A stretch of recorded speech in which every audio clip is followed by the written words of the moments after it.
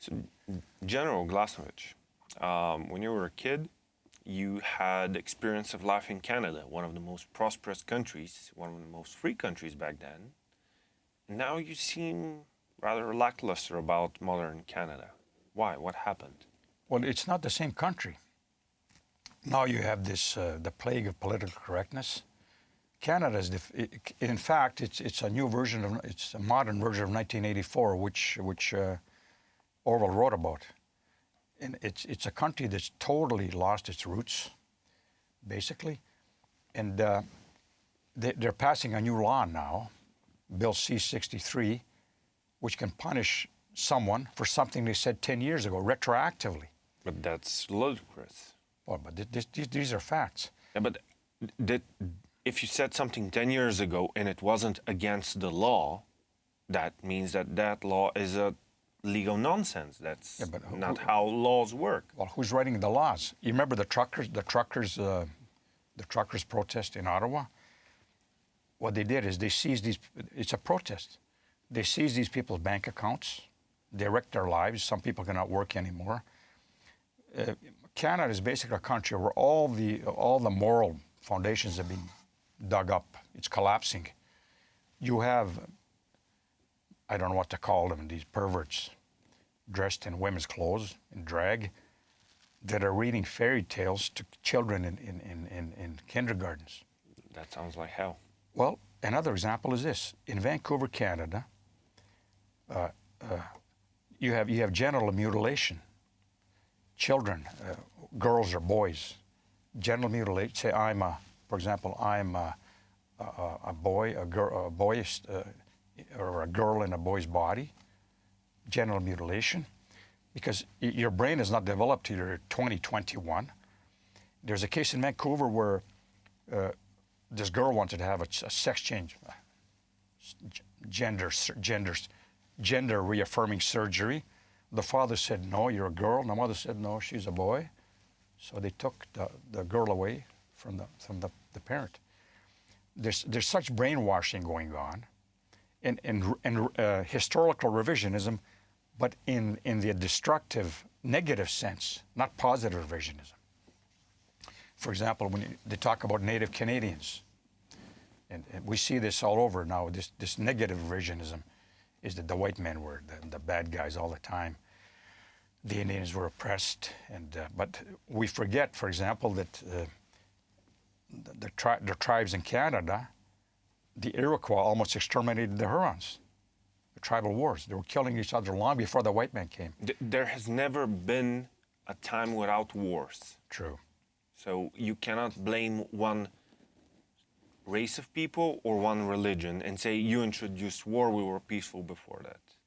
But now you have these new ideological clones, the left, the ultra-left. But we've all seen the film Apocalypto. This is the case in what happened before the Spaniards came. So, human sacrifice, for example, they say multiculturalism. Okay. Is ritual cannibalism a part of the Western culture? Ritual cannibalism? Is selling children, 9 years old. You see this in Afghanistan. Parents sell 9-year-old girls or boys to men that are 60 years old. For we know what. For example, I mentioned genital mutilation in North Africa, girls. You have I think, Ghana, or one part of, where they forcibly feed young girls, because they like fat women. So the girls vomit, they stuff them. This is a sign of beauty. So is that a part of Western culture? It is not a part of Western culture. So this multi-culti crap, it's another form of brainwashing. We are not the same. We have nothing in common with the Chinese communists holding power in Beijing. We have nothing in common with the child murderers in Nigeria or child rapists. Nothing in common. As I say, that the foundations of Europe is God's 10 Commandments. Okay, but we here in Europe, with several exceptions, have had peace. This is the main goal of the European Union. So no countries that are part of it go to war between themselves.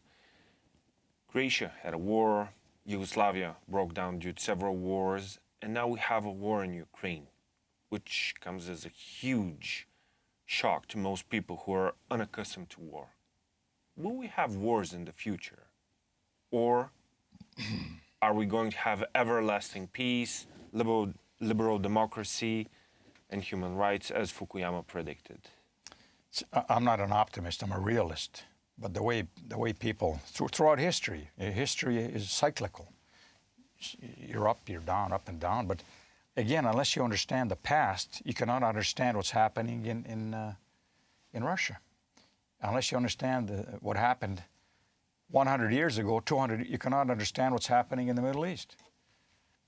Russia, for example, if you have how many dozens of statues to Stalin still in Russia, who is Putin? First, you had the KG, you had the Cheka, then you had the NKVD, the OGPU, the NKVD, the FSB. The NKVD is the most murderous secret police in history. Then came the FSB. Putin is an FSB guy, so he has like a, I think he sees himself as Ivan the Terrible, Ivan the Great. See, so it's a blend of it's a blend of two mentalities: the Asiatic, despotic mentality, and the Stalinistic mentality. So when people talk to me about Putin, I say, okay, why doesn't he then why doesn't he blow up the tomb of Lenin in the center of Moscow? Because he was not just a syphilitic, he was a mass murderer. Plus, why do you have in the Tatarstan, Russian province or state, you have a statue of Judas Iscariot, which was built by the Soviets. Why Judas Iscariot? Because he was the first revolutionary. So, again, we have nominal Christianity. I'm not saying that Zelensky's, I have problems with him too.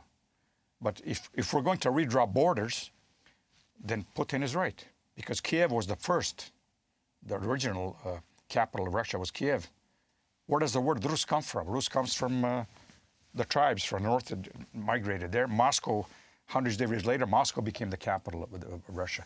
But that means if we're going to do this, then the Danes can, the Danes can go back to Britain, where they were in the 9th century. We can go all the way to the Drina River. You can go back to Belgrade. See what? Yeah, because yeah, but you were there. You invaded Belgrade in the 11th century. I wish you were there still. We didn't invade it. We created it. We created it. We created. Yeah, exactly. Yeah. So history, you must, and then to the Middle East. The Middle East. I say, unless you understand the Sykes-Picot Agreement and the Balfour Agreement, you cannot understand the Middle East. What is Sykes-Picot? In 1916, in the middle of the First World War, the British and the French divided the former Ottoman Empire into spheres of influence. The British diplomat, Sykes, and the French guy, Picot. And they said, okay, but the Russians were involved in this also. But this is 1916. But the British and the French made one mistake. When the Bolshevik Satanists took over, when Lenin was shipped over by the American shield Jakob Schiff and the other guys through Finland to start the revolution, Russia fell, and then the Russian communists, they revealed this document, secret document. So after the war, 1918, Ottoman Empire falls apart, and the French move into Syria and Lebanon. The British take over Palestine and Jordan and Iraq. And the Americans, through the back door, go to Saudi Arabia and they start their oil company, Standard Oil. So that's the start of that. That's the beginning of the problem in the Middle East. So I say, okay, if there were 4% Jews living in Palestine in 1918, why are they now more numerous than the Palestinians? Who gave them the right to go back? Oh, the Sykes-Picot Agreement. Then the Balfour Agreement. Who signed the Balfour Agreement? Englishman, Lord Balfour, and one of the Rothschilds. One of his signatures, one of the biggest banking family in history. You had three, I think you know, your viewers probably know this, most Bulgarians know this. You had three Rothschilds. They're basically Khazars. They came to Frankfurt. The first virtual banking was in Frankfurt on the Main, Germany. Was formed by the Rothschild family. Rothschild means this, Rothschild, red shield. So then he sent his sons to finance governments in France, in Britain, in Prussia. But the three most powerful Rothschild branches were London, Berlin, and London, Berlin, and Vienna. And the Rothschilds financed the British invasion of Africa, colonialism in Africa. So this is in the background, and people see the war, they say, what's going on here? But you must have a depth of knowledge to understand. As I say, you cannot understand what's happening today unless you understand what happened yesterday. And what's happening today is very often tied exactly to those situations. When you mentioned that agreement, Sykes-Picot, you have to know that 100 years after its signature in 2016, it was one of the main reasons for the Islamic State to state that we are removing this horrible agreement and we are recreating the caliphate. So those people have read history and they use this as an explanation as to what they're doing today. This is what Vladimir Putin is doing. Everybody's looking to history for moral justification for what they're doing today. Yeah, but the caliphate, it's a more modern version or something, the caliphate. See, I was in the first Iraq War, and I was in the, but what happens in the Middle East is that you have when you see the relationship between Israel and America, this is a case of the tail wagging the dog, which Israel is, because they have such powerful lobby in America. Plus, the second Gulf War was a total failure. It wasn't a failure, strategically a failure, because what happened is on a false premise, there were no weapons of mass destruction. They destroyed a country. And since 2003, you have 750,000 Iraqi widows. Iraq does no longer exist. You have the Kurds have separated more or less. And it's nobody talks about this. And then you have the problem in Syria. So where are the Golan Heights? Golan Heights are Syrian territory. We had the Middle East wars. We had the war in 48, 56, Yom Kippur. Then we had, after that, we had the invasion of Beirut. I was in 2016, I went to Iraq. And, as a tourist? Well, delegation from European Union. Let's say they say the right-wing parties. We went to Lebanon, Iraq, and Syria to see what's happening. And the picture is totally different than what was portrayed in the mainstream media. In what way? Because, for example, ISIL, Assad, he defended the Christian minorities in Syria against Islamic State. Because Islamic State, they're fanatics. They have nothing to do with what the average Iraqi or the average Syrian thinks. We went to 3 monasteries where there were still Chaldean Christians, Assyrian Christians, and Maronite Christians. They were protected by the Assad regime, but the Turks, to undermine the Assad regime, they created Islamic State, and they started that civil war, more or less. When you go to Aleppo, it's a city. It may be as large as, I have to look at the population, but it's a large city. It used to be. Used to be. Totally destroyed. Well, this is why we have so many refugees from Syria. This is why we have so many refugees from Iraq. This is why we have so many people from Libya, from Algiers, from Tunisia, because they don't have that quality of life that their parents used to have in those same countries. And this is why it's natural and explainable that those people would want to come to Europe, right, to live our peaceful life, because we live a very peaceful, very rich life. But are you optimistic about the future of Europe? Are you optimistic about Europe keeping this peace and high standard of living without any effort on our side? Well, you know, it's easy to you can win a war, but it's much harder to keep a country going, you know, after the war, the post-war period, because you have a lot of today you have a lot of the word I'm looking for here is Rebuilding? Rebuilding, not just construction, but you have a lot of kako se kaže, neprijetnje. You have threats. Let's face it. I mean, China, Taiwan is not finished. That is not finished. Russia, Ukraine is not finished. Plus, you have the immigration. You have this change of population is not a theory. It's happening. It's happening. And you have, as I said, you have millions of Africans waiting to come here. But I see a Europe, for example, that now in the European Parliament, they're drawing up a new decree or an act to deal with immigration and asylum seekers, which will put more responsibility on individual countries than just the European Union itself. We have Frontex, but Frontex cannot defend the borders. They're not powerful enough to defend them. What is Frontex? But Europe is dying, old Europe. For example, look at Britain now. Britain, every fifth name in Britain is Mohammed. You have a total change of not just, it's not only a demographic change, but it's a acculturation. So what's happening is societies are disappearing. You also have indoctrination.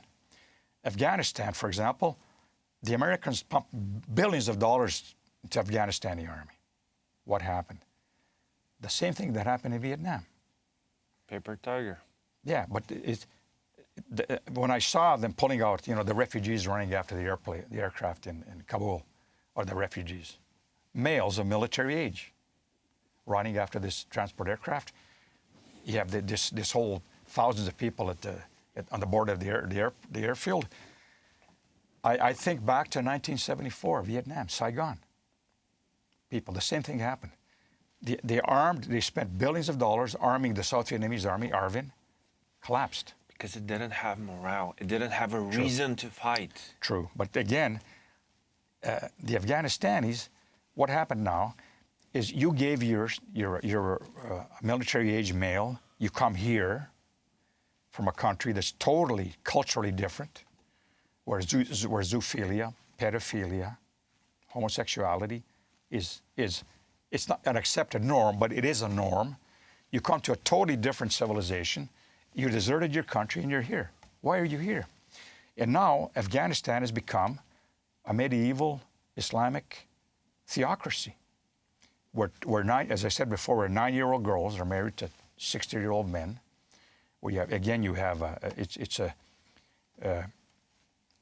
They're back.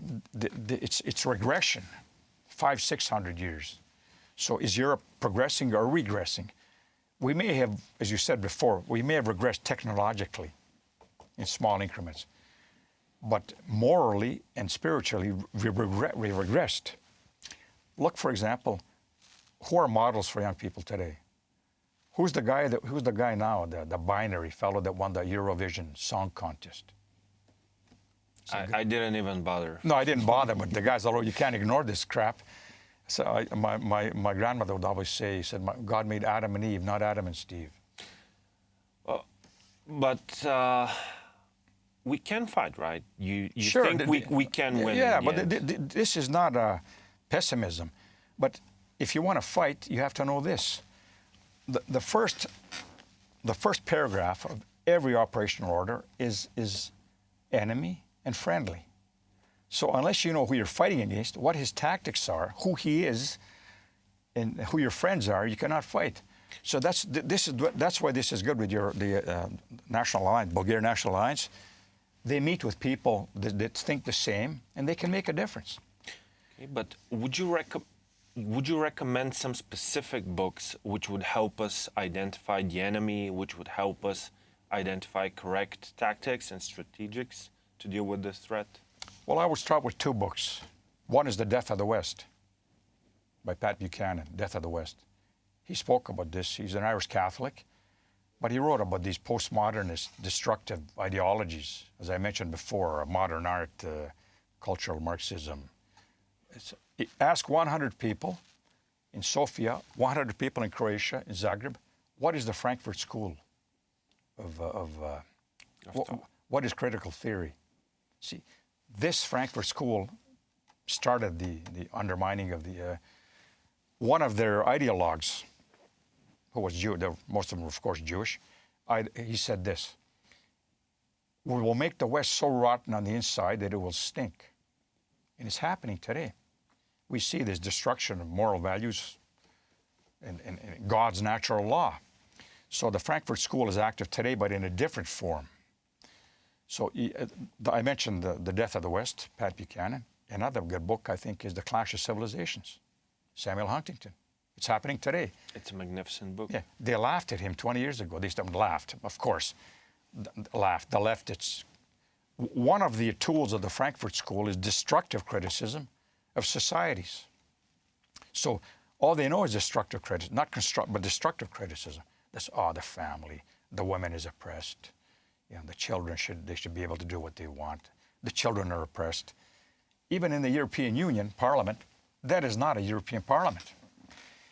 As I said, you have 40 members there, United European Left. They're Bolsheviks sitting in the European Parliament. How is that possible? How has Europe amnestied the biggest mass murder ideology in history, which killed 110 million people? Oh, yeah. Well, the European Union was created in part by the Euro-communists, and this is their official name, this is their official ideology, and this is their official end goal. And now we see parties like the European People's Party saying we have 7 Ds, and one of them is decarbonization. Yeah. Weren't you the right-wing party? Like, when did people voting for you? But do you have hope? Do you have hope that this will pass too? Of course. As I said, history is not horizontal. There are ups and downs, but if you persevere, you will get to the goal. It says that God is not enthused with lazy Christians. He does not like. I think God does not like lazy Christians. So action is the word. But you had in the European, you had a pedophile in the European Parliament, and you had this Kinderladen movement. If you've heard of this Kinderladen movement, where children were exhibited. It shows sex organs of adult males, and see, it's a more. It's not so perfidious, but it's a new form of brainwashing. Because if you say you have 160 genders, there are no pronouns, that is a pseudo-religion. So the West is definitely decaying. These are some of the fruits of the Frankfurt School. But not just the Frankfurt School. This started before. See, there's a saying in English is this. It says, bullshit baffles brains. It means that people are easily deceived. You had authors like Ayn Rand, Sigmund Freud, Karl Marx. You know, it's amazing how gullible people are that they cannot see that this is a facade. They cannot see behind this curtain of lies. So if we're Christians, how is it possible in Croatia, for example, that a lot of our people in Parliament are still ex-communists? And I don't know if it's the same in Bulgaria here. It is, unfortunately. Yeah. So it's see, this pseudo-religion is still here, but we need some sort of exorcism. I'm a soldier. I have different versions of exorcisms, not just holy water, but you know, we won't talk about this. But I say that holy water exorcism. I made a joke the other day that all the Croatian communists come out on a summer day when it's Saturday, the weekend. All their wives, these old ladies, they have these dogs hanging out on their designer purses. See, now they're cosmopolitans, and so I suggested that we rent an air Canadair, you know, the airplane for firefighting. We fill it with holy water, sveta voda, and we have a priest doing a mass exorcism, not for one person, mass exorcism. For the entire country. He does the ritual, and he flies over Zagreb, this they call the Spitza, like this. You have this here in the center of Bulgaria, here in Sofia, where all these people promenade, this main promenade, And he sprays these people with holy water. And the exorcism, I think that you could hear the screams all the here to Sofia here, and they would be burning. You would have like a mushroom cloud like Hiroshima with these demons howling. But anyways, this is a joke, but I think this is not only a battle for finance, economics, history. It's a metaphysical and spiritual battle above all. Thank you, General. General Glasnovich was our guest today, and I hope you found this interesting. And please stay with our podcast.